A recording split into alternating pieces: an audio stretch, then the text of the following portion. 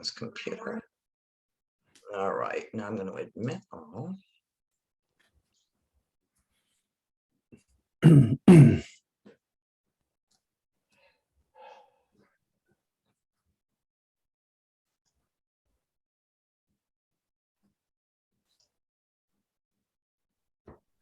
Still coming All in. of a sudden, there are more people. They're all coming at once. Well, it's like people coming to a party, right? They straggle in. Exactly. Exactly. All right. Letting everybody connect. I know we're going to get more than this, but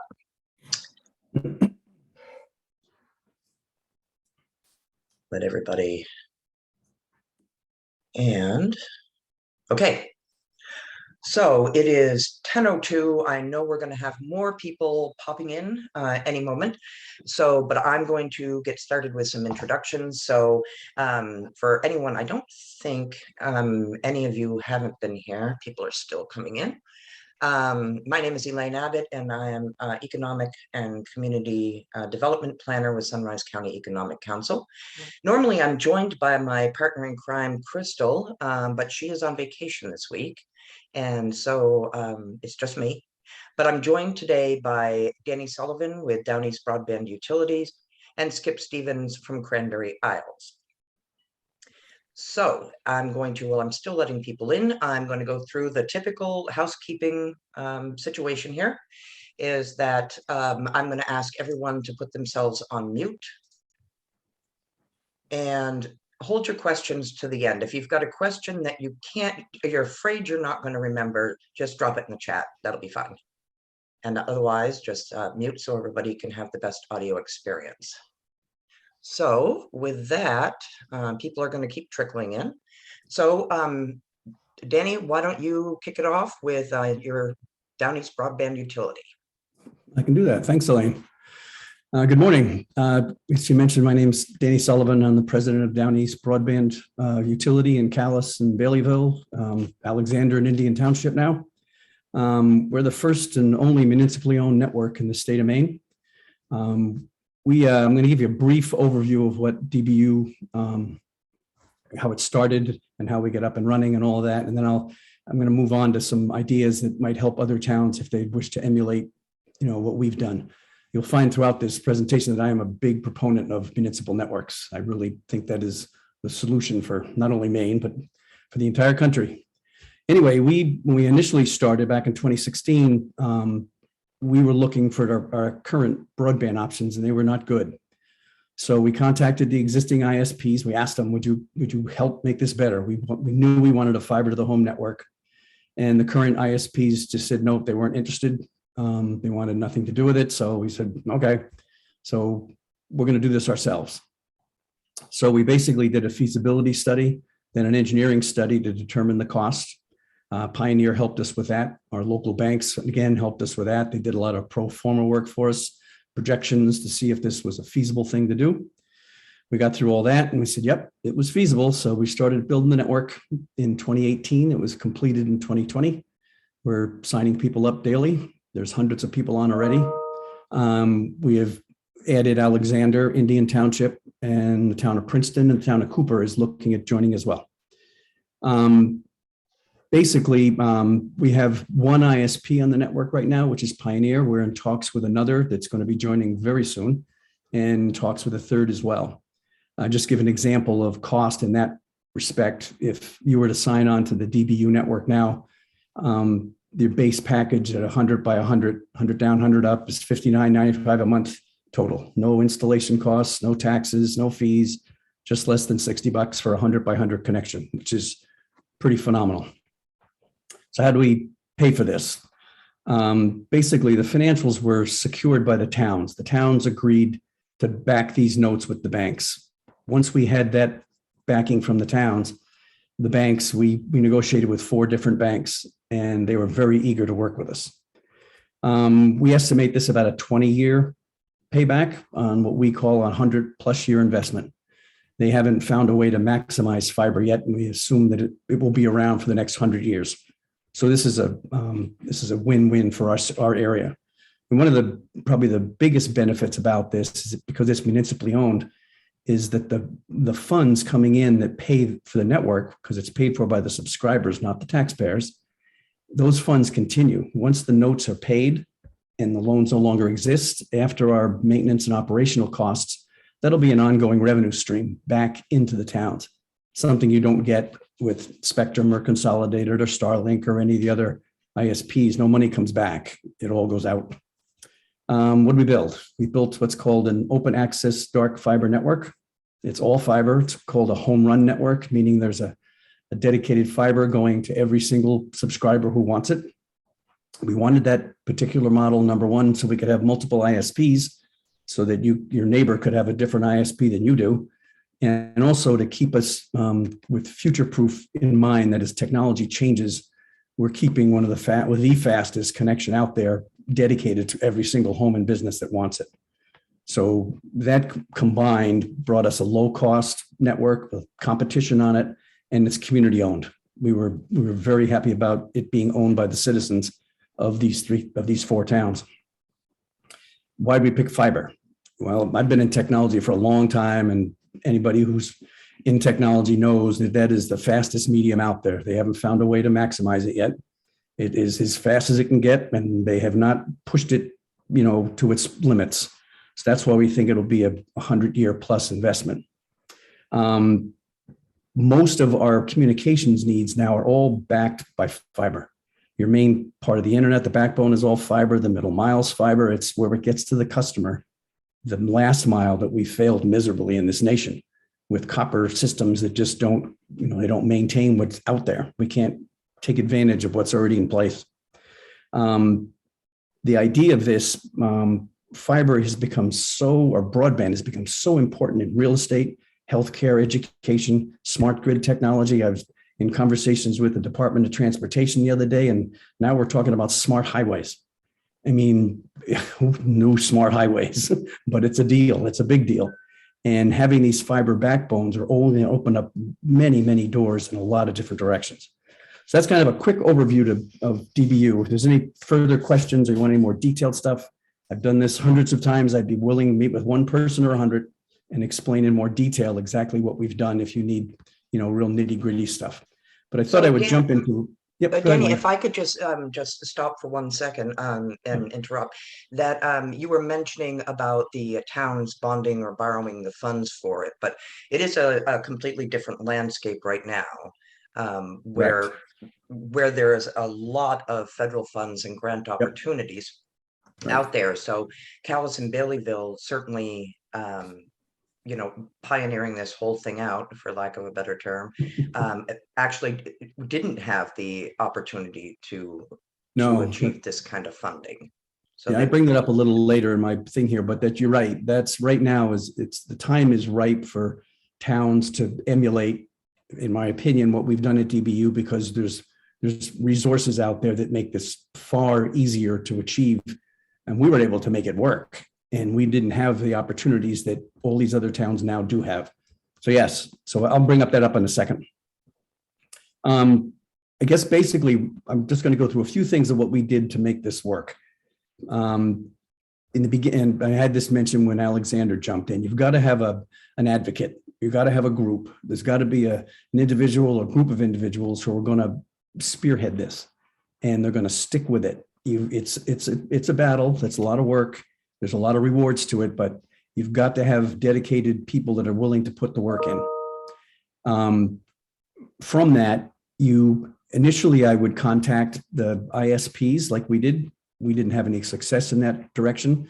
You may have different success. I don't know. I personally don't think so, but it's something you should do. Mainly because of what they call RDOF funds that exist out there. There's some rural digital opportunity funds that are being given to some ISPs that may take care of some areas. The downside to that is they've got up to 6 to 10 years to do the work. And anybody who's been in technology knows 6 to 10 years is just too long. But I would do the outreach. The next piece is the community outreach. It is really, really important that you pay attention to your local community. You talk, you get into your Chamber of Commerce, you get to the Rotary meetings, the Lions clubs, you go to basketball games. That's what we did in Calais and Baileyville. We were everywhere. so that people really understood what was going on, what we were trying to achieve. Next step is to actually understand the technology. There's a lot of misconceptions around different types of internet. People just hear numbers like 100 down, 100 up, 300 down, 2 up, and it can be confusing. One of the things that makes fiber the premium medium is the fact that it's symmetrical. It's the same up and down. And the up speeds are very, very important now. They're as important, if not more so, than the down speeds. So you need to educate yourself so that you can help educate others. So when you get into a conversation, you have information behind you. That's a big plus. Another step is to talk to the banks. We could not have done this without our local banks. I mentioned earlier how they helped us with our pro forma, with our feasibility stuff, how they took on our financing. They were very happy to work with us, and I'm working with multiple banks now for another project to hopefully join DBU, and they're equally as excited. So speak with your local bankers. They are a huge help. Then the next step will be the Connect Me Authority or the Maine Connectivity Authority. The Maine Connect Me has been a great resource. There's some good people there. Maine Connectivity Authority is still getting rolling, so they're not quite there yet, but Connect Me is a good resource. I would use them. Then I would say, know that it can be done. There's a lot of people look at this and they feel like it's very daunting. And you'll hear ISPs that are already in existence talk about how fiber is expensive and, it's not worth it and all this kind of stuff. All of that is completely false. We've proved that with DBU, but you just need to be thinking, or I would request that you think about what you're paying for communications now. You get a direct TV account, you're anywhere from $75 to $150 a month. Starlink just announced that they're raising their prices by 11%. They've only been in business a year and they're already going up. So with Starlink, it's $599 to buy the equipment and going to be $110 a month after that. Spectrum, again, $100 a month. Consolidated DSL, I don't know why anybody's talking about that anymore, but that's around $60. So we're already paying a lot of money for what we call broadband. None of that, by the way, is fiber. None of that is as fast as the DBU networks. So just for an example, I'm working on a grant, like I'd mentioned, and I was taking some numbers and just crunching them this morning. And I was looking at a $700,000 cost to build a network. Now that obviously sounds like a lot of money. It is a lot of money. But if you amortize that over a 20-year period, in this particular area that I'm working, there's a potential of 172 subscribers. When you do the math on that $700,000, it comes down to about $25 a month per subscriber to actually pay that. Now that's if they had to pay the entire thing. That doesn't take into account what Elaine just mentioned, the fact that there are funds out there now to reduce that 700,000 far lower. But even at its highest number, its worst case scenario, it's not amortized over a 20-year period. That is not a very expensive investment. And the fact that we can get help makes it even more attractive to do it now. So, as I told you, I'm big on municipally owned networks. I like the idea that the town actually owns the network. It's a capital asset that will stay with the towns. Once the network's paid for, as I mentioned earlier, the revenue continues. And this is something, once you hang the wires on the poles, they'll be there for the next 100 years. And in comparison, if you look at, like, say, companies like Starlink, they've got over 2,000 satellites they've put up in the air right now to provide their broadband to some parts of rural America. I don't know of a ladder big enough that can get up to one of those satellites when it's time to change the equipment, because there's going to be a time when the equipment's going to have to be changed because the technology is constantly changing. What that means is Elon Musk's going to put another 2,000 satellites up there, just putting more and more space junk up there to be able to keep up. In a fiber network, in the DBU system, as the technology changes, we have 4 cabinets on the ground that we drive to. We open the door, change out the lasers, close the door. You're now at the fastest possibly out there because the infrastructure on the wire, on the poles, is in place and doesn't need to be replaced. Cell towers the same way. When the technology, 5G, all that stuff, somebody's got to climb the tower. They got to bring the equipment up there. They got to swap it out. That increases costs, and that all gets passed down to the consumer. So building these municipally owned fiber broadband networks just makes sense in so many ways. Their comparisons are made to electricity, made to the interstate highway system. It's basically in the same vein. And these are communities that are trying to invest in themselves. And the fact that we have this additional money coming through ARPA funds and other areas, this is public funds. These are public dollars. And in my opinion, they should go to the public. And building a municipal network basically achieves that. So I'm going to close up here with just a few ideas on funding sources. Elaine's going to go into that deeper next week, I believe. But for now, there is a lot of ARPA funds, American Rescue Plan funds that have come into each town in Maine, as well as each county. Washington County in particular has got $6.2 million that they can invest in Washington County in broadband infrastructure. These are narrow funds. There's only certain places they can use them. Broadband is one of them. I would encourage you to contact the Washington County Commissioners and talk to them about not only the ARPA funds, but TIF funds, tax increment financing funds for the unorganized territories. There's money out there that can help build middle mile fiber, can help you get to 3-ring binder, which can then build out your networks. So there's activities, there's places out there to go. Connect Me is another one, as I mentioned, the Maine Connectivity Authority as well.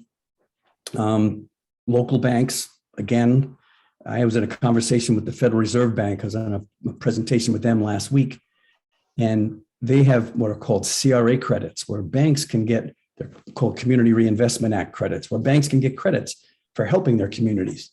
And that's why these banks are not only they want to be community minded, but it's a benefit to them. So that's another reason to really get really friendly with your local banker. Then be creative, find ways to get that feasibility money. Connect Me has grant opportunities for it. If you can't get it there, then think of different ways to do it. Have a fundraiser, put a bucket outside of the basketball game. Just get community awareness going, and you can find ways to make this work. And I'm going to end with tell you this is basically a truly grassroots effort. This is something where the home rule piece in Maine's Constitution comes up every now and again, where if you're not getting a service you deserve, Maine's Constitution allows you to go out and get it yourself. There's 23 states in this nation right now that the legislatures have restricted, prohibited local communities from doing exactly what we've done. So they are under the thumb of the ISPs and they can't get out from underneath it. Maine doesn't have that problem. So take advantage of it. I am here to help anybody who would like to help. And when the question and answer period comes around, I'll be welcome to join in. Thanks, Elaine. Thank you, Danny. And so all of that information I dropped into the chat. And of course, Danny is always happy to talk broadband. And so now, thank you so much, Danny. And now Skip Stevens is here from Cranberry Isles. And Skip, how about if you start with us? Like, not everybody, as you discovered yesterday, not everybody understands the Cranberry Isles. So how about if you tell us about your geography? Well, I suppose I should start with a disclaimer. First of all, I'm not even in the Cranberry Isles right now. We moved from Islesford, which is on Little Cranberry Island. We moved 2 years ago now. So I am actually talking to you from Ellsworth. And also in the way of disclaimers, I'm a citizen volunteer. I'm not an expert on broadband. Danny is certainly right. You want to become as well informed as you can. And so I did. I became familiar with broadband as we went along. But I am talking about the system that we developed in the Cranberry Isles. Very briefly, the town of Cranberry Isles consists of 5 islands, small islands, that are just south of Mount Desert Island. And we have 2 year-round populations on 2 different islands. That's Great Cranberry Island and Little Cranberry Island, or also called Islesford. So I might refer to them as GCI and LCI. And so that's who we are. We have, in addition, we have a summer population on Sutton Island, and we have a few individual, I think one family on Bear Island and maybe one family on Baker Island. I'm not sure, but the majority of the population is on the two islands, the two year-round islands.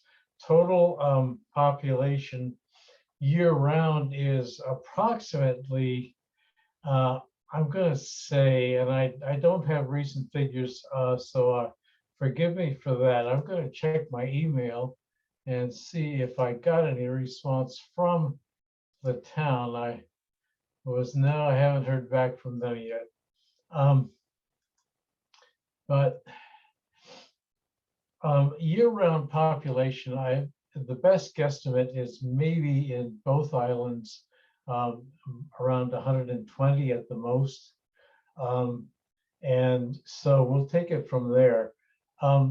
We got started back in 2015. And what had happened was we had a service from Red Zone. I don't know how many of you remember Red Zone. They tend to serve, Red Zone evolved. We went with Red Zone back in 2007. So they were just getting started. So we were part of, getting them started. But of course, Red Zone then started to go into the population areas like Portland and so on. But we had a service from Red Zone, which worked fairly well for a few years. But as I was telling Elaine the other day, demand for service increased rapidly, especially when we went into a lot of streaming services. And I actually was teaching online at this point. And I got to the point with Red Zone where I could barely keep up with my classes teaching online. I'm not even going to embarrass Red Zone by telling you what the download speeds were. But anyway, and so Red Zone was not interested. I mean, we went to them, and they were not interested in increasing their service. So we said, well, we need to go to broadband. We started looking into this in 2015. We started writing an RFI, request for information, at that point. And that effort kind of lagged for a while, partly because, Danny might be able to speak to this, but we relied almost entirely on citizen volunteers like myself. We didn't have any paid people at all working on this. And so that's one reason that, these things, when you rely on citizen volunteers, as the town does generally, there's a certain vulnerability. I mean, people can drop out, stop working on it, and somebody else needs to come along. And that's basically what happened in our case. Things started to lag. The individual who actually had a lot of expertise, but he was a volunteer too, but he was a busy guy. And so things kind of lagged in 2015. Toward the end of 2016, I came on board to work on the RFI. We issued an RFI in December of 2016. We got responses from 3 ISPs, only one of which was in any way feasible, and that was from Axiom Technologies. And so we started to work with Axiom. The next step was to get funding. At that point, we had looked at public funding. Now, I'm not sure, Danny knows a lot more about this, Elaine knows more about this than I do, but at the time there actually was considerable public funding. USDA had a grant program back in 2016 for for broadband. What we did was we had, of course, to do a lot of politicking to convince the town that this was worth doing.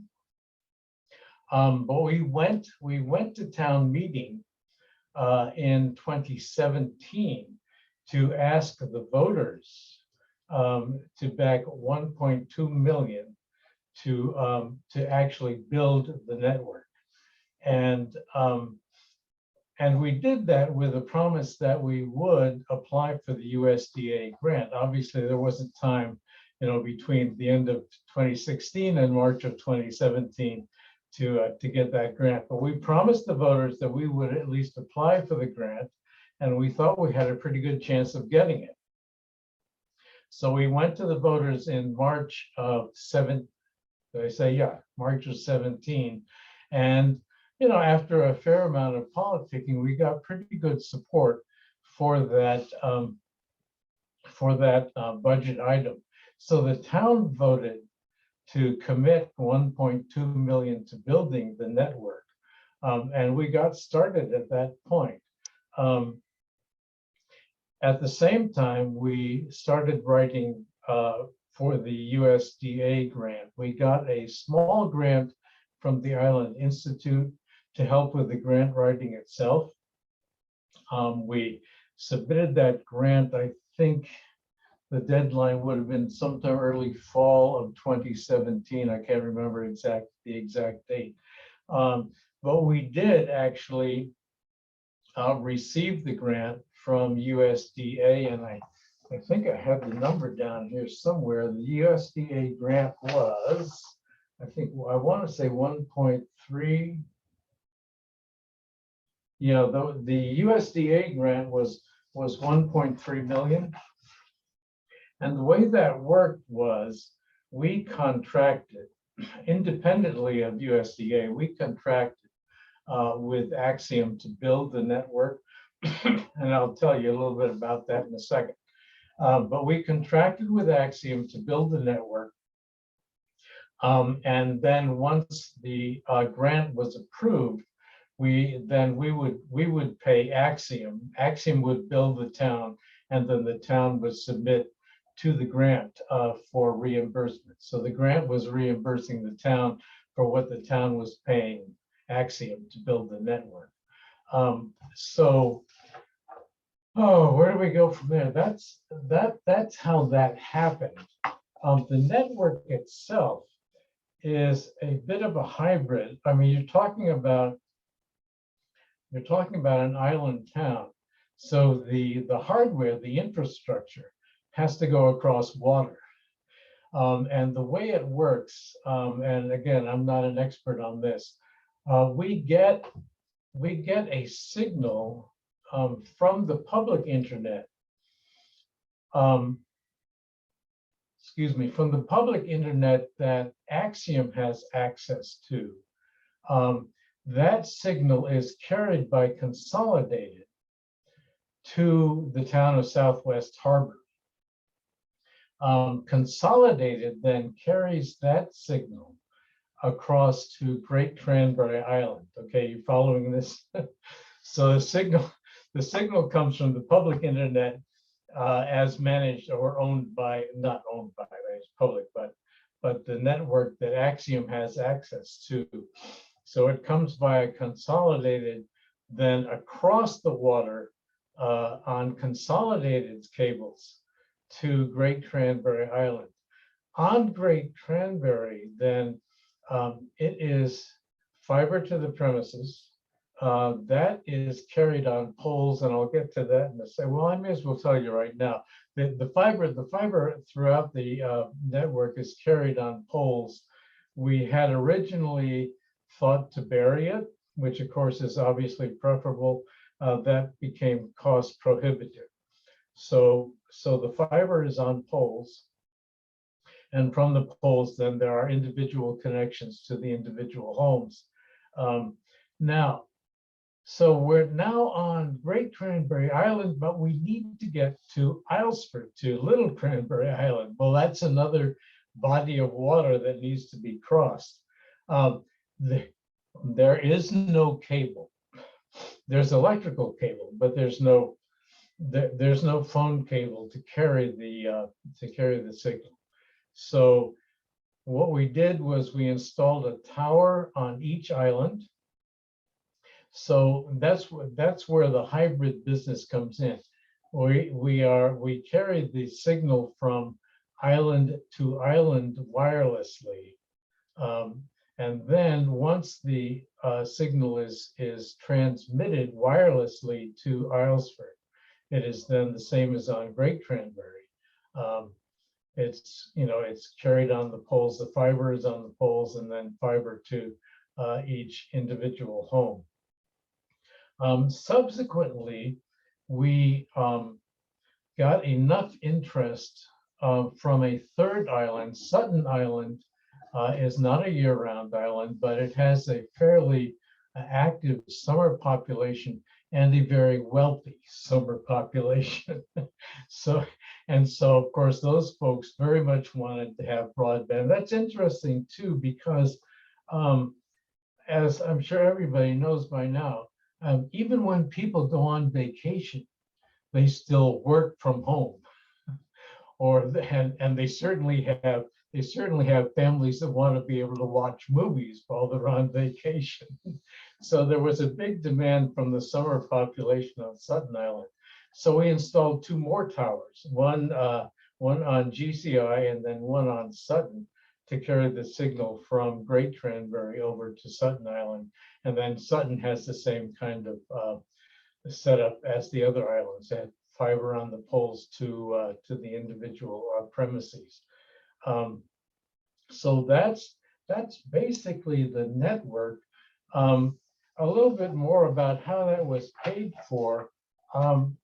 We had a grant from Connect Maine. Danny mentioned Connect Maine. We had a grant from Connect Maine to build the tower on Islesford. I think that was $70,000. We had an additional $100,000, and I can't remember whether that was from the town.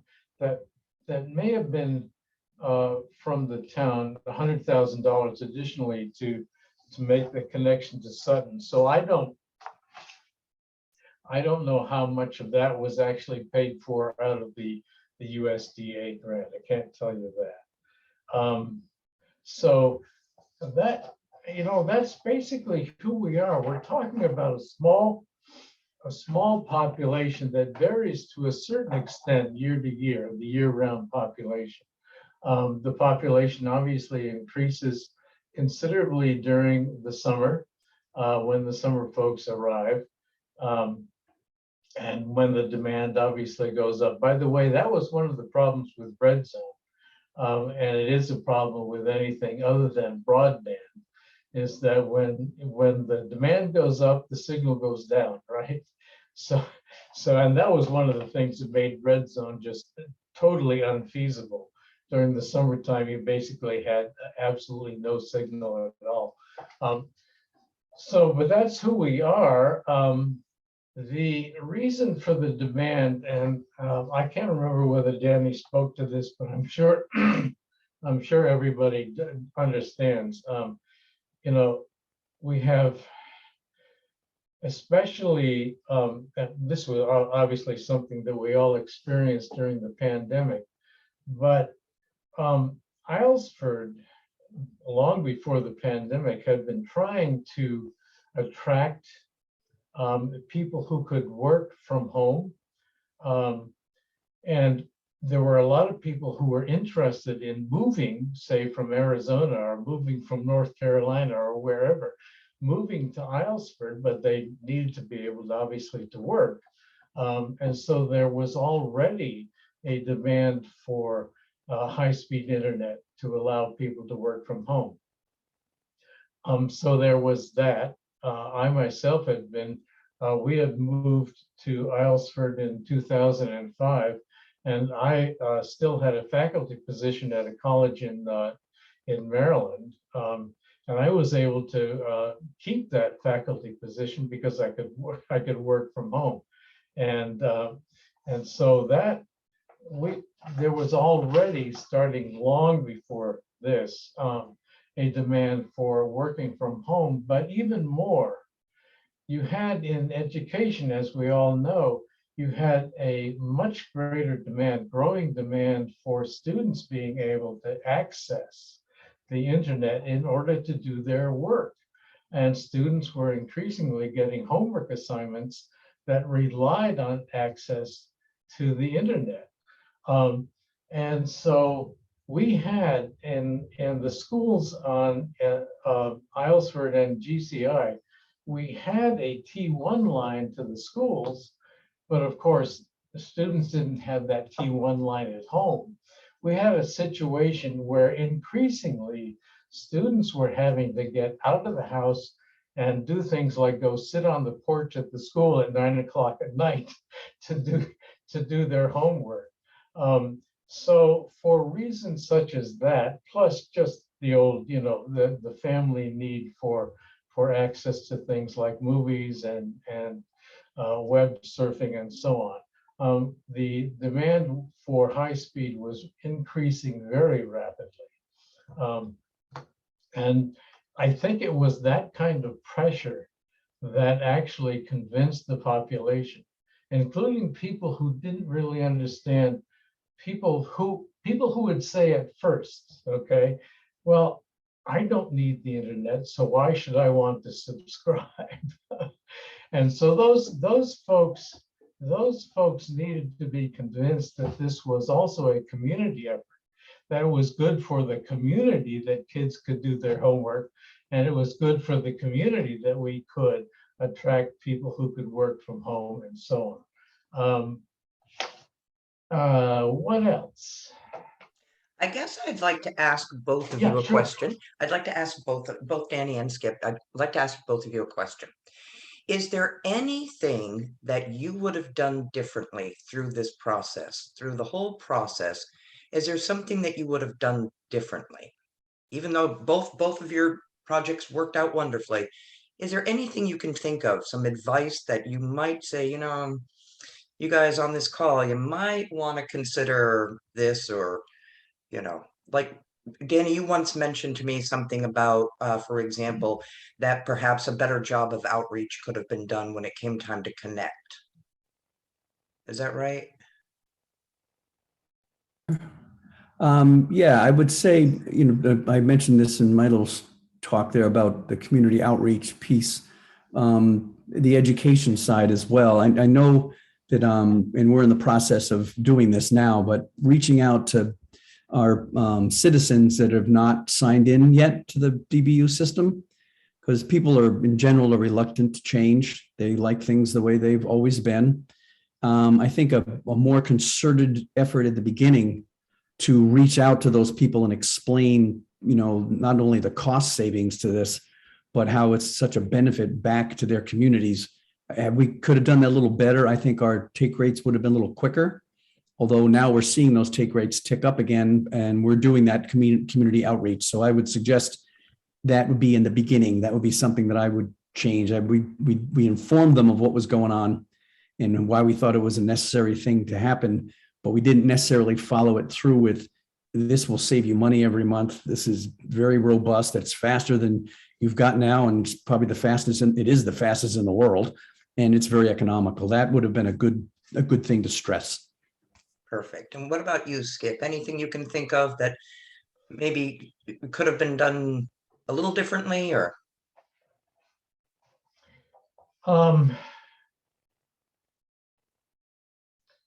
I don't know. That's a good question. I think, the outreach picture, we worked very hard on that right from the beginning. We had a small committee that was working on this, and the committee was working pretty hard on the outreach, informing the town of what we needed, why we needed it, and that sort of thing. We did some fairly, I think, intense communication with the town, writing writing a, you know, Q&A type stuff. You know, you might have a question about this and this is the answer and so on. Oh, yeah. Addressing people's concerns. So I think that by the time we got to town meeting in 2017, and remember, we're talking about a period of just 3 months when we've got to do the politicking here, the outreach, as Danny says, and get people on board. So I think that went fairly well. You know, if I were going to do it differently, I would say we needed more time, but I think we were ready. By the time we went to town meeting, we were ready. It would have been really good if we'd had time to apply for the USDA grant in advance, but we didn't. So I think also if we'd had more time, we might have worked harder with the ISPs.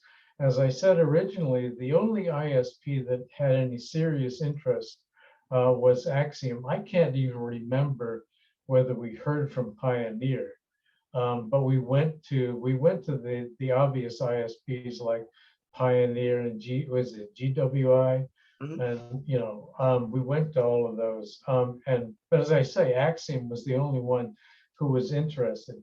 And I think part of the problem is probably the geographical problem. You've got you have a very, very limited market, much more limited, say, than Calais and Baileyville and so on. You've got a limited market. You've got the geographical problem, and which is one of the reasons why I think our system was probably more expensive.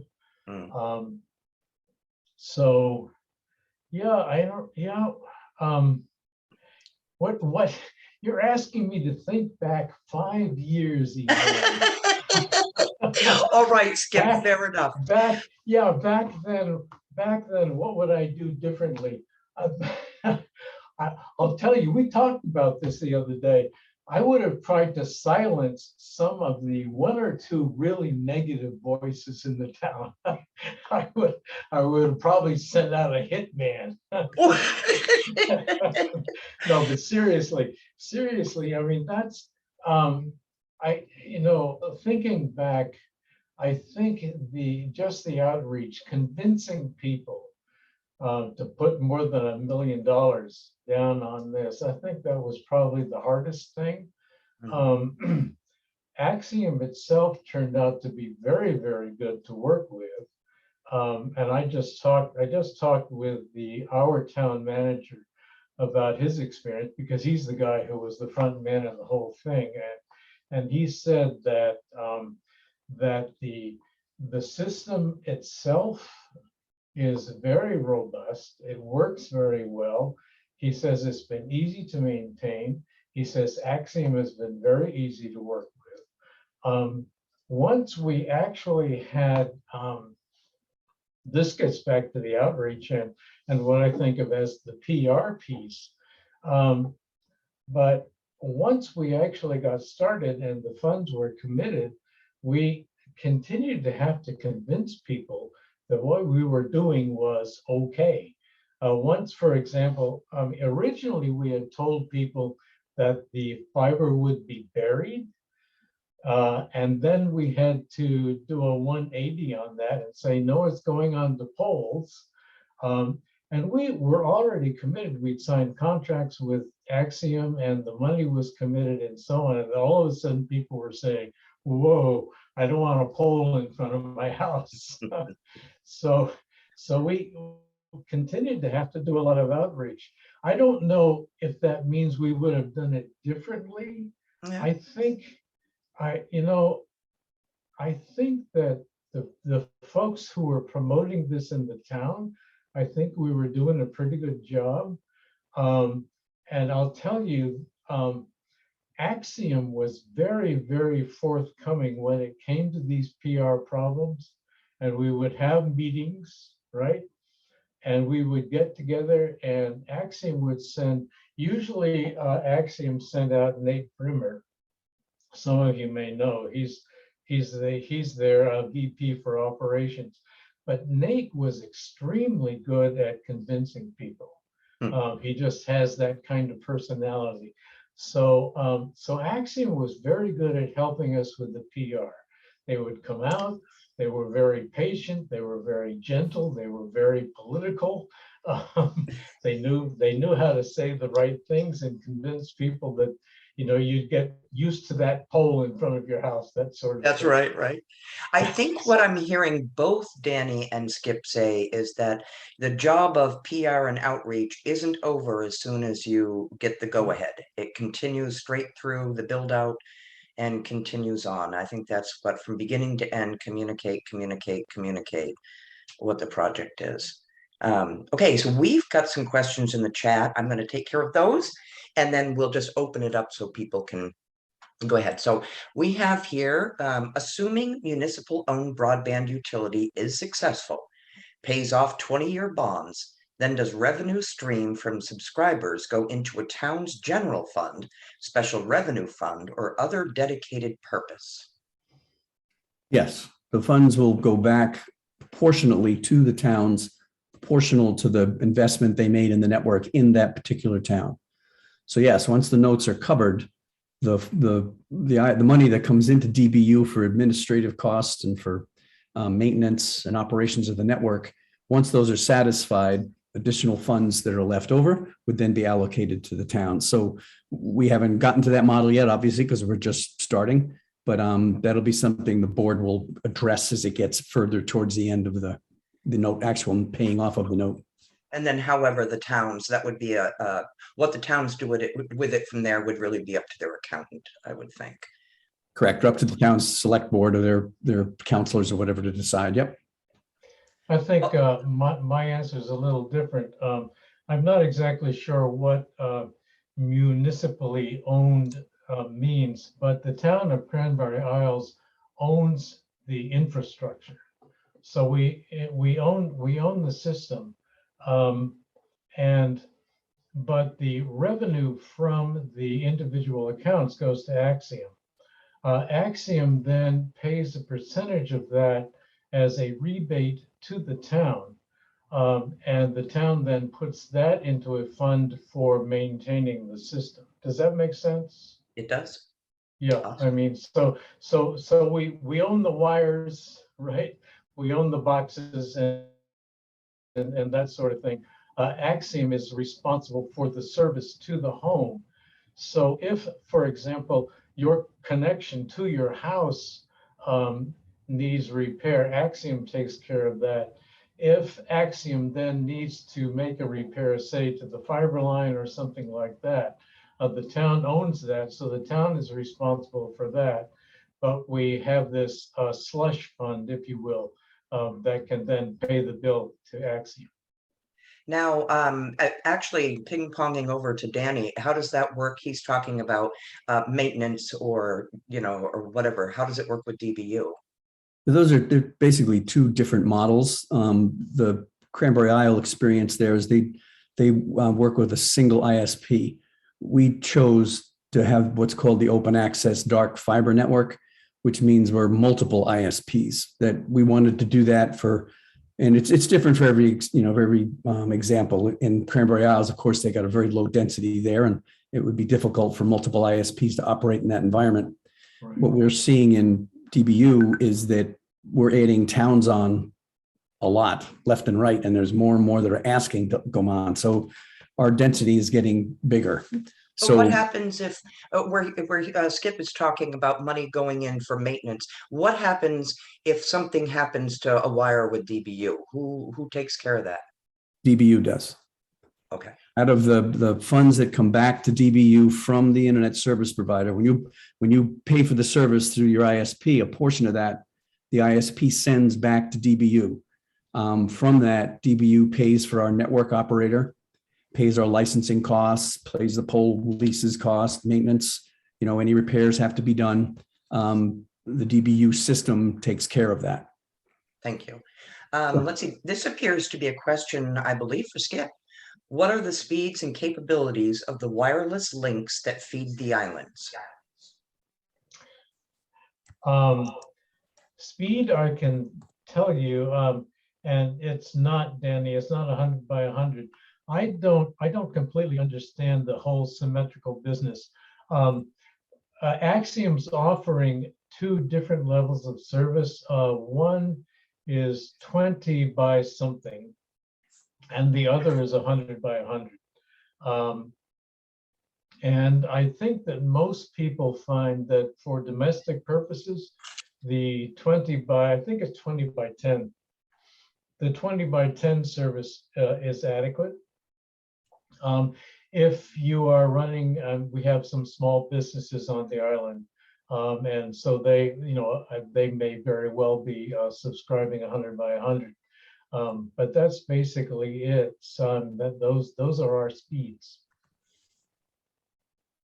Fantastic.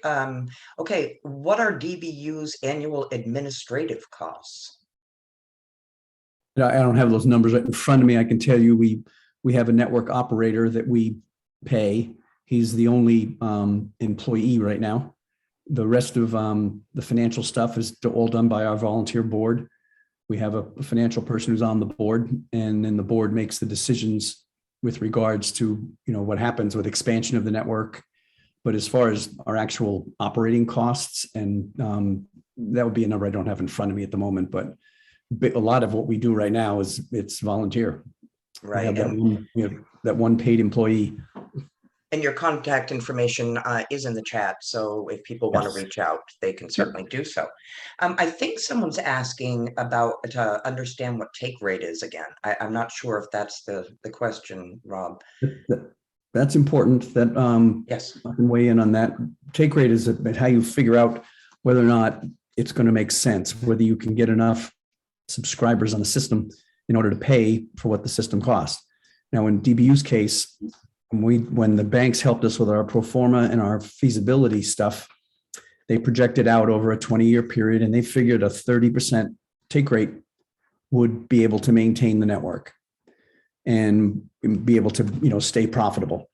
So and we've achieved that. So what wasn't factored into the beginning, and which the pandemic has kind of brought to light, is that people by and large generally know the internet is not going away. It is going to be here, and people, as Skip had mentioned, want to work from home. They want to be able to stay in their vacation spots another couple of months, and they need robust networks to do that. Real estate sales are all connected to this.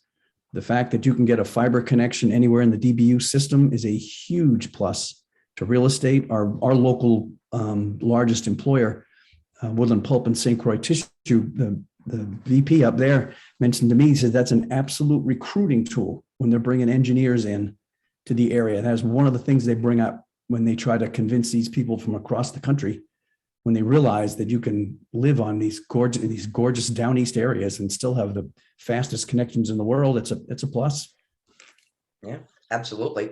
I'm not sure if that's going to answer Sarah's question as well, where she was asking about, are there population density limits for a municipal owned model?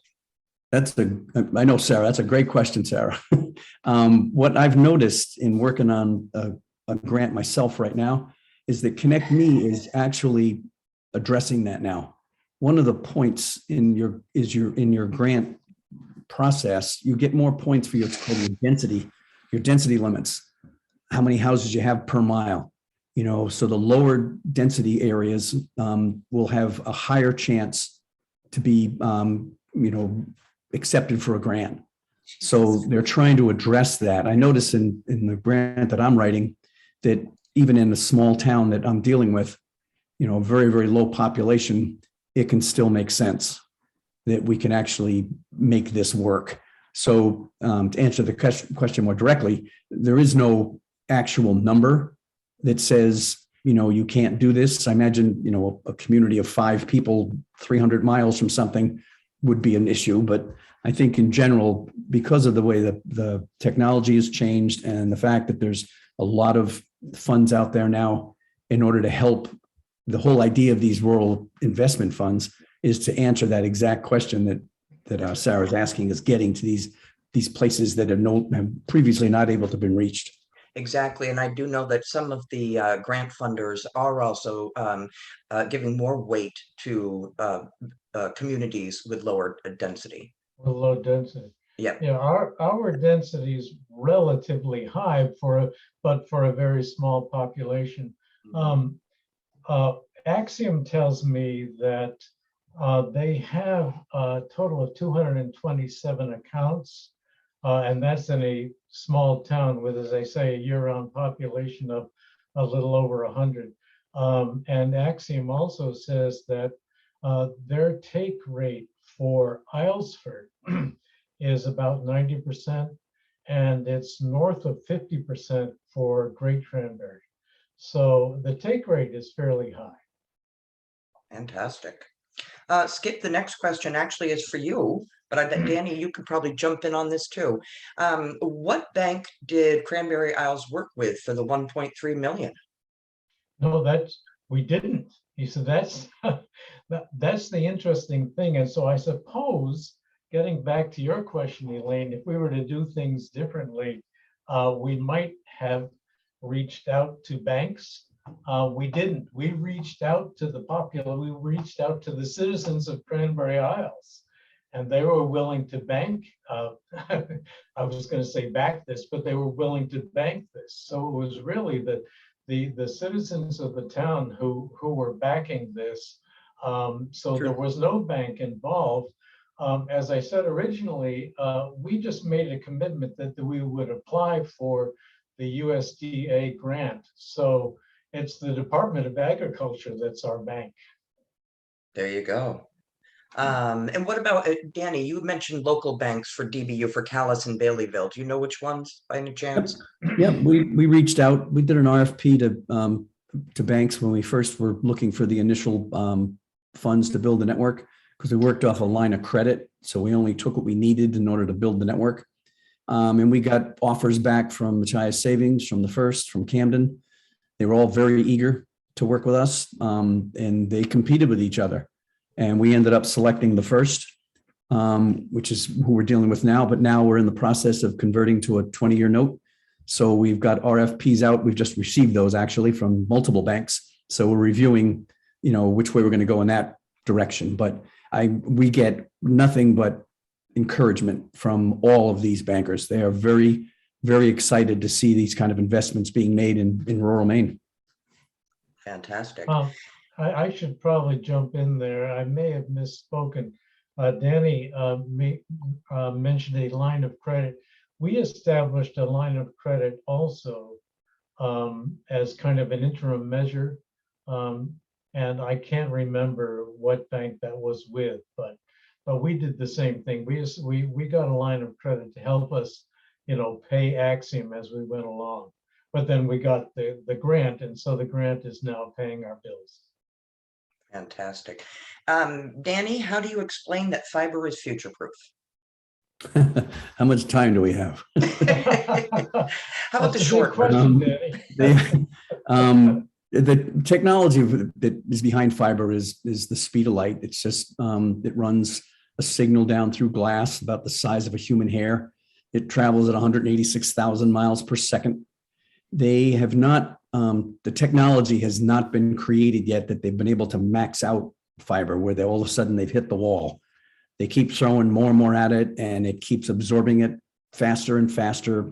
We've got faster lasers being created, which is how the signal gets from one point to another. The future-proof piece additionally comes from the fact that once you've put this fiber in place, you don't have to replace those cables unless it's knocked down by a tree or an accident or something like that. But the actual cable will be in existence for the next 100 years. And another piece of that too is there's no electricity inside of fiber. It's light. There's no electrical magnetic interference. You don't deal with that at all. There's, to give you an example for maintenance and sustainability, fiber is much lighter on the telephone pole. If you take a standard piece of copper phone cables between two telephone poles, that puts about 70,000 pounds of pressure on those two telephone poles, where a line of fiber puts about 7,000. So they're able to, especially because it's lashed to steel, it's able to whip around in the wind. and it will take a lot more abuse. So again, the future-proof piece is that you're not reinvesting. What we've done in this country forever, even though we've had fiber around for 50 years, is we keep reinventing the wheel. We've done this through dial-up, through DSL, through cable, through satellite. We keep coming back, reinventing what has already been invented. The fiber systems that are there that have been in existence for years, it could have been, if they'd been accessed 30 years ago, we wouldn't be having these calls right now.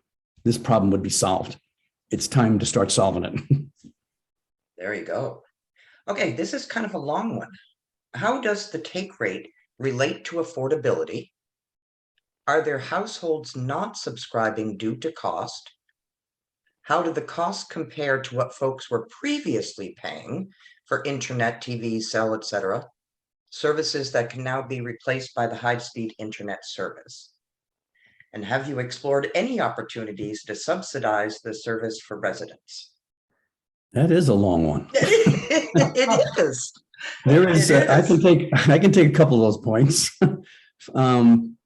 I'm sure there's always someone not, taking the service due to cost. That's, there's always an affordability issue. The federal government right now has got a program in place, and our ISPs on the network are participating in it, that in certain income guidelines, you can get $30 of your bill picked up by the federal government through the Recovery Act funds. There's no end to that just yet. They haven't said it's a year, 2 years, 10 years, whatever, but it's out there to help the affordability piece. How the costs compare to what folks were previously paying is night and day. Just anybody who's on this call who has cable, look at your cable bill. You look at the costs in the DBU network at this point, it's $60 a month, $59.95. Your cable bill's not that. You're paying twice that. So it's definitely less expensive. And just so that this is one of the educational pieces too, TV and entertainment and education, everything is all moving into streaming. It's the idea of cable and channels and all of that stuff is just completely archaic. The fact that you get a Spectrum, account that gives you 300 channels when you only want to watch 6, you don't need the other 294. In a streaming system, you just pick what you want and you buy what you want. If you don't want it, you don't pay for it. So it certainly is less expensive. As far as subsidizing the service for records, different communities look at that differently. Some that may be more financially viable will do that. I know the island of Islesboro, they've built a fiber network there. That's a little more affluent community. And the taxpayers there have decided to help each other pay for their internet service. So they've reduced the cost that way. So I think that piece of it, as far as any subsidizing goes, would come by the affluence of the town. But I think as we can see in the DBU model, for $59.95, that's a very reasonable cost for some of the fastest speeds in the state. And Skip, you had mentioned that Axiom provides 2 different tiers. And do you know if Axiom works with discounting or participating in the Affordable Connectivity Program? It used to be called the EBB. Do you know? I don't know, and I really don't know much about what I think Danny's talking about, a federal subsidy under the American Rescue Plan, or what is it? I'm not sure, but we don't have any subsidy that I know of. I can offer a comparison. When we moved to Ellsworth, we went with Spectrum. We are paying we're paying $65 a month to Spectrum for exactly the same thing we were getting from Axiom on Islesford. Axiom, the lower tier, the 2010 tier, is $65 a month. I can't tell you what the 100 by 100 is, but yeah. But there's no subsidy. People are on their own. Yeah. Yeah. All right. Elaine, just so you know, that EBB program is now called the Affordability Connectivity Program. Yep, it is through the FCC. And absolutely, thanks, Tim. And let's see, I'm going to have people after this one, I'm going to have people unmute and they can ask their own questions. Has there been competition by large ISPs to undercut the price?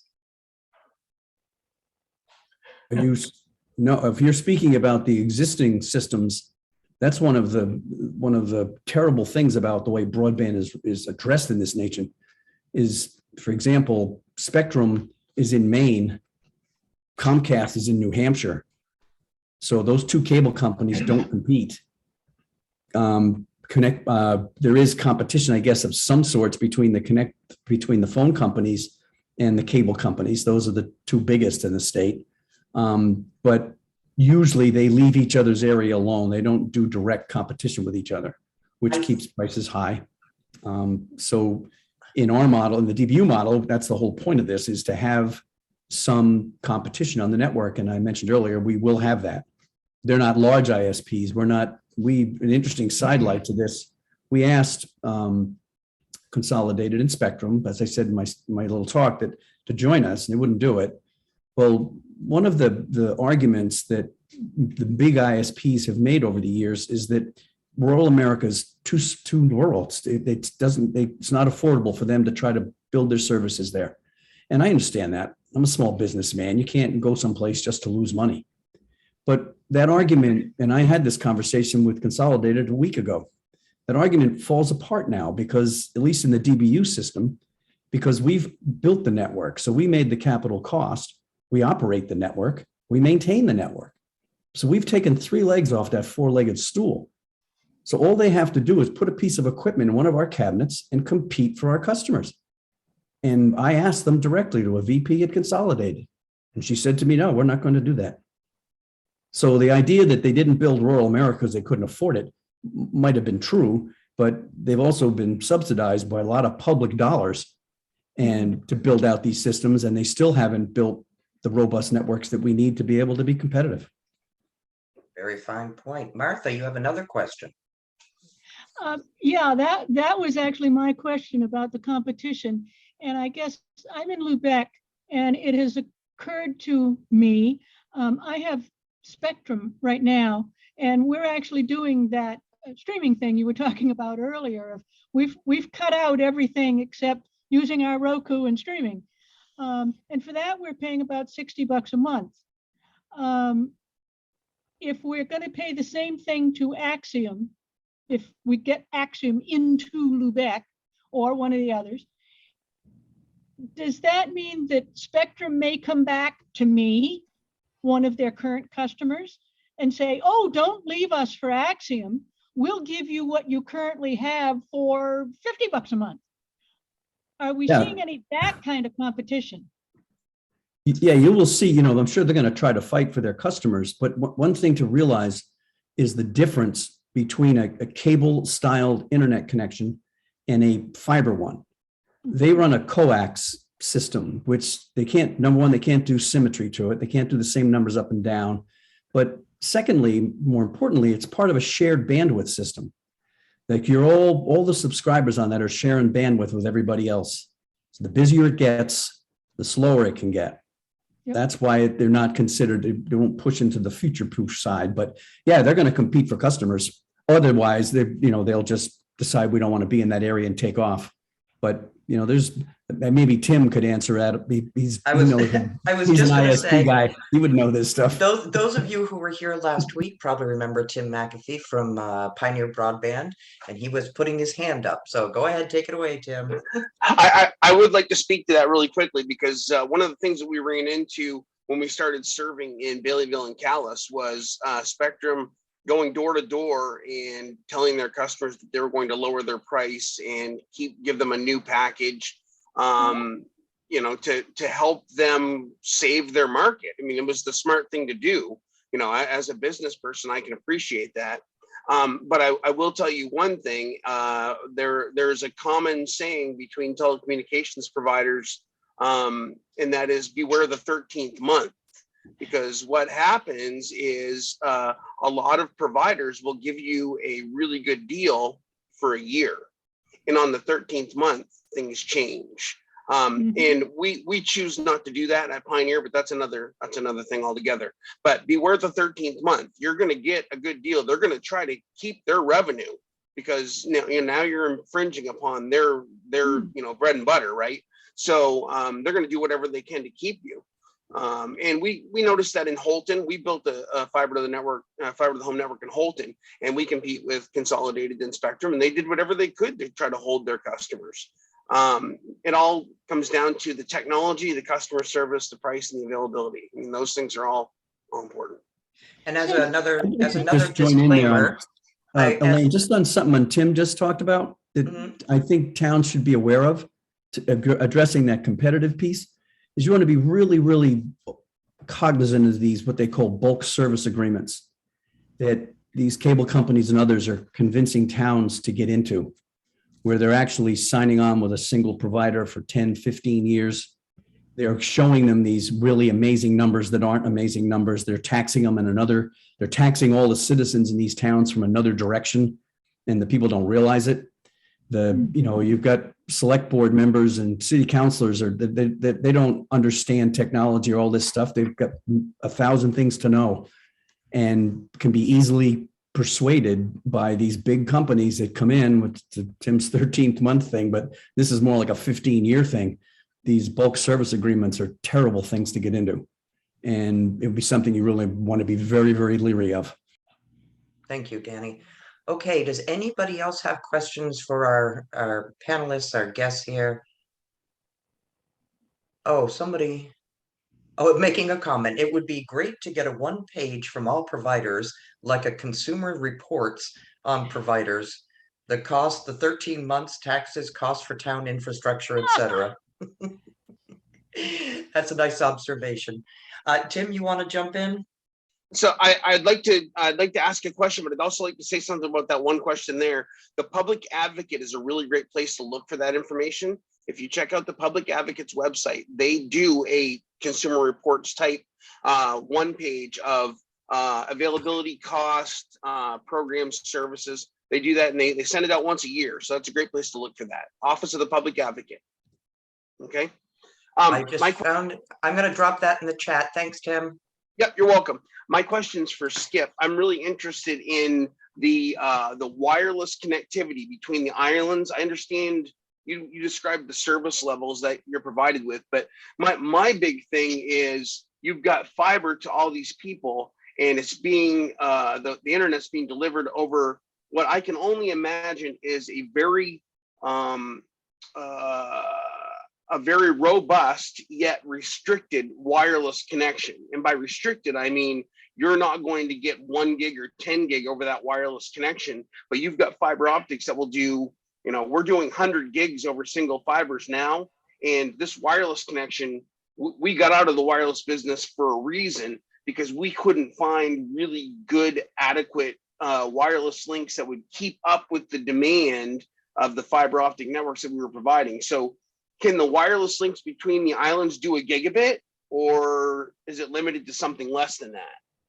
That's a good question. I don't know what the actual speed is. I can tell you from my own experience that there was no decrease in speed. In other words, the speeds that I was paying for, I was getting on a regular basis, very consistently. But I mean, Nate Burmer at Axiom could tell you about the wireless link, but we're hoping to get out of the wireless link. Part of the problem is simply the cable connection, the undersea cable connection between the islands. You've got the fiber from the mainland or from Southwest Harbor. You've got the fiber to Great Cranberry, but we don't have fiber, excuse me, between the islands. We now have Versant. Versant is going to have to replace the electrical cable between the islands, and Versant is willing to then provide a glass or a fiber cable when they do that. When they lay their new electrical cable, they will also lay a fiber cable. So we will ultimately then, or eventually, have fiber continually, across the network. I just want to speak to that really quickly. One thing for those of you that are planning networks here on this call, I wish that you knew what the speed was between those islands, because that's a very limiting factor. If you're going to spend $1.3 million on a network and it's backed up by, a $30,000 wireless link that'll only do 600 megabits per second, I'm sorry, that's not a good idea. That's my personal opinion. So I know that it might be working for you right now, but as needs grow and you've got all this infrastructure on your island you spend a great deal of money on, you're going to end up finding out that the main problem that you've got is your wireless link coming into that island. And I hope that you don't see that anytime soon. And I hope that you get on that Versant fiber before that becomes a problem. I really do. I'm glad that you've got a successful network, but that worries me as a provider. I wouldn't want to have that kind of a thing feeding my fiber network. Well, you're right. You're right, Tim. And I wish I had a better answer, but I have a feeling that the answer is that it's a good wireless link. I wish I could give you a better answer. Okay, so let's see here. I have a question, appears to be out of Caribou, maybe. Can the panel speak to a water utility taking on a broadband division, such as what Caribou is doing or looking to do? Danny, do you know anything about a water utility? I don't. I know that there's a bill now that's being considered in Augusta on having the PUC potentially step into the broadband business, which we all don't want. That's just adds layers and layers of cost to things that don't need to be there. And I think they're addressing that idea. I think what a lot of towns are realizing that water utilities and electrical co-ops, that they don't have the manpower or the expertise to be able to take on a broadband system. It's too bad. I think there's opportunities out there for, I know there certainly is in the Calais area with our Eastern Maine Electric. There's opportunities to expand the fiber, but that would be a question answered better by the individual town, I would say. Tim may know something about that. Go ahead, Tim. Caribou Utilities District has decided to become a broadband provider, and so they're adding that to their charter. So the question is, can someone speak to taking on a broadband division such as what Caribou is doing? I'm working with Caribou. I know that they're trying to add their water and sewers, trying to add broadband as a utility. So their town has voted to change the charter. They have their petition in front of the Maine Public Utilities Commission and the legislation, the EUT committee, on making that charter change. If that charter change goes through, then broadband will be on the slate of services for the Caribou Utility District, along with water and sewer.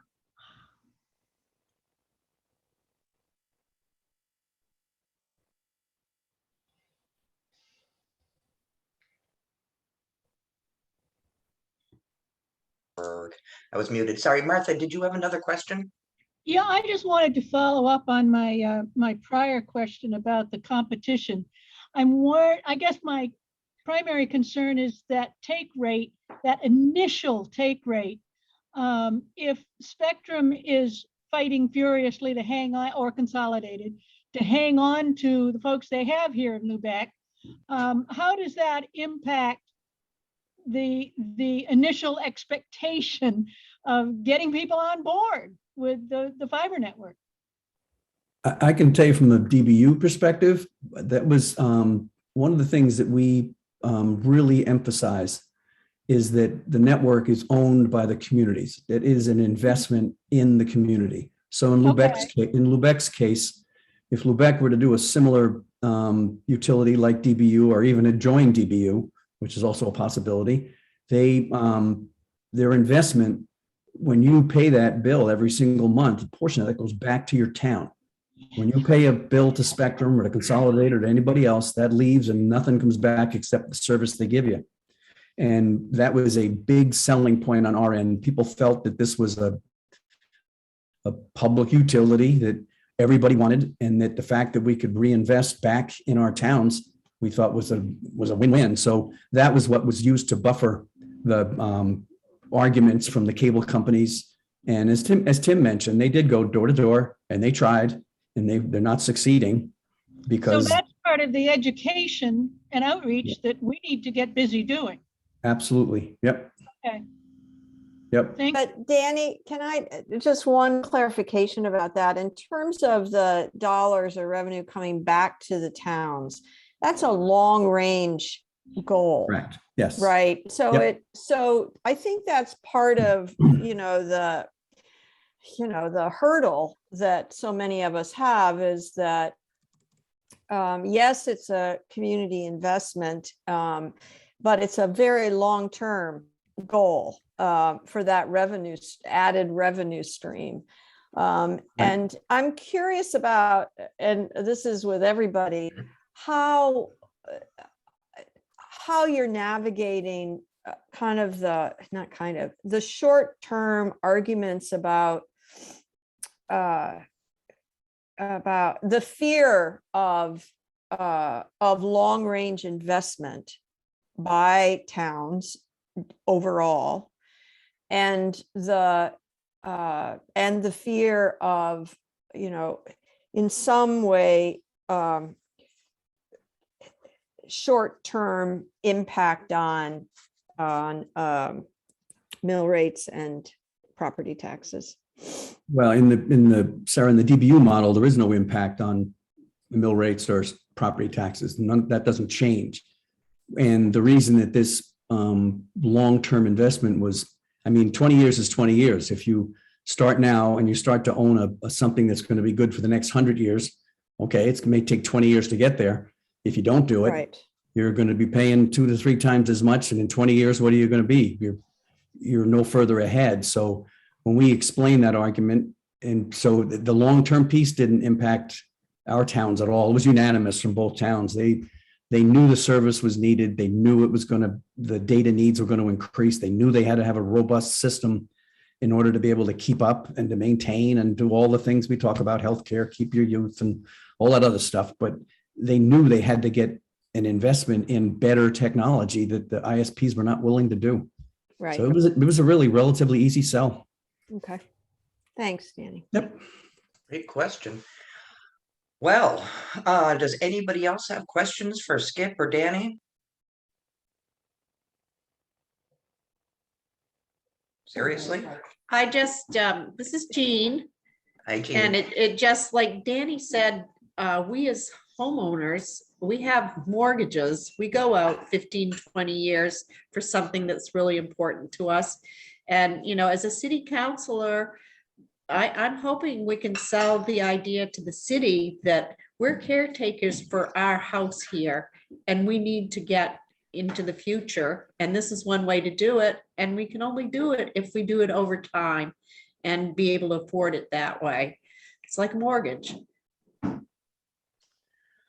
It is an interesting way of looking at it, yeah. And at the end, you own it. Yeah. Yeah. Thanks, Jeannie. That's really helpful. Thank you. Yeah, it is. All right, not seeing any more questions. All right, now somewhere here, right? So I do want to thank Skip Stevens from now currently of Ellsworth, and Danny Sullivan from DBU. And Danny has repeatedly said that he is perfectly happy to talk with anybody about DBU model or in further detail. You can feel free to reach out. I've just dropped his info in the chat again. Then I think our final session is probably what everybody's been waiting for, is going to be about how we pay for this and where can we find funding and help to do this. And so if you've signed up for that, Skip, you wanted to say something else? I didn't know whether you had put my information in the chat. I did not. Would you like me to? Sure, if you've got it handy. Just in case. I Just in sure case. can. Yep, let me get to that there, guys. I'm in Ellsworth, but I stay in touch with Cranberry Isles. Awesome. Still got friends there. Well, I bet you do. All right, hold on one second. Let me Well, I drop can that do in. it, Elaine. Hmm? Here it comes. You know, and there we go. Yes, his real name is Ralph, but he doesn't like to be called Ralph. It's only when the sheriffs are showing up looking for him. That's- Elaine, can I ask one more question of Danny while I got him? of course. So Danny, am I right in the DBU model that the town still had to back the loan? Right? Correct. Yes. If the, So they're on the hook if it fails. And tax, I'm just trying to get all my little pieces together in my brain. And in a worst case scenario, and I understand that that is a worst case scenario, taxes would be impacted if that loan was defaulted on in some way. yes, if the DBU model, if it failed, if we didn't get the take rates. Right. Yep. But when we had the banks do this for us, they did the pro forma and they did the Yep. projections, and they didn't see that as a possibility. They didn't see that as a worry at all. And even if Right. you take my model, and when I talked earlier about the 700,000 for, that small little town over a 20-year period, when you amortize that over the length of time, it's really, if it were to hit the taxpayers, it's not going to be a large number. Yeah. And we feel quite confident, especially seeing the take rates we're seeing and the number of towns that want to join in with us. Yeah. We're going to no, bring Alexander in here very shortly, in about Yeah. maybe a month. I think Tim's going to start hooking them up, and I'm almost guaranteeing we're going to get a 90 to 95% take rate right off the Yeah. bat. Yeah. They don't have No, options. so you're increasing your geography and your density and so your numbers and take rates that math is all working. Yeah. Right. Okay. Yep, absolutely. Yep. Okay. Anybody else? All right, awesome. I look forward to seeing you all for the last session, which I believe might be April 14th. I don't have my calendar in front of me, but regardless, of course, if you signed up, you have the link. So we will be talking about how we pay for this. So we'll be talking to some funders the next time we meet in about 2 weeks or so. So then thank you again very much, Skip and Danny. Thank you both very, very much, and appreciate it. And I hope everybody learned something new today. All right, then. Everybody have a great day. Thanks, Elaine. Thank you. Bye. Bye.